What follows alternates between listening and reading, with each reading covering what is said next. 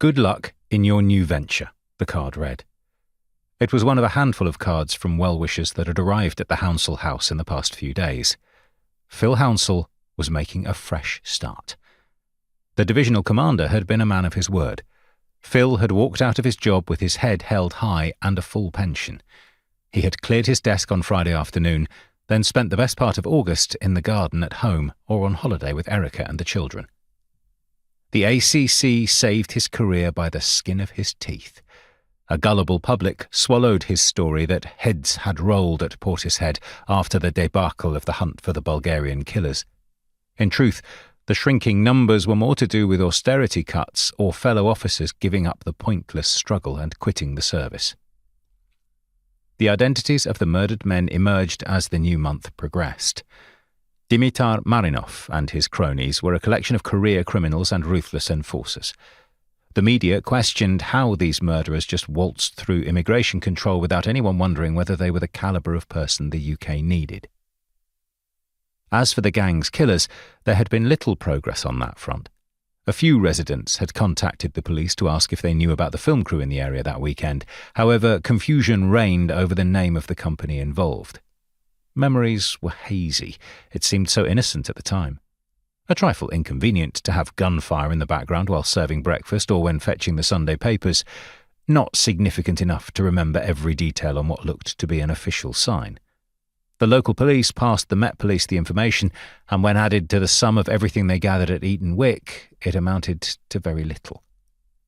The media's attention switched to new matters. The killings had stopped, and the Met was following up on dozens of leads gained from the Bulgarians' homes. Dimitar Marinov was proven to have been a trafficker of drugs and young women. They raided dozens of properties, and the smiles on the Met senior officers were getting broader by the day. The possible existence of a second ruthless gang of killers slipped to one side for the time being. There were 500 gangs from which to choose. They could only tackle one thing at a time. As for the involvement of third parties, such as the one stationed at Larcombe Manor, for instance, it never crossed anyone's mind. Giles, Artemis and the team could keep their misinformation tactics in reserve for another occasion. At the end of the third week in August, as Phil Hounsell and family were stepping off the plane from Marbella, news broke the Met had discovered the bodies of the Ramraid gang. At long last, their families learnt what had happened to them.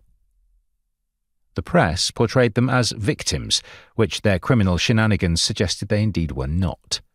But they were British rogues, slaughtered by foreign killers that should never have been allowed to enter the UK.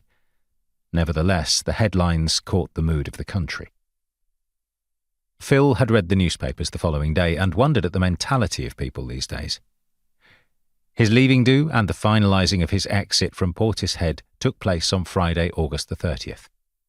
The DC was there, both in the office and in the pub later.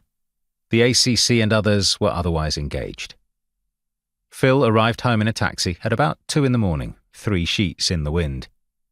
Erica saw that he was tucked up in bed safely, but also made sure he got up by 8 o'clock so he could get used to going shopping with her.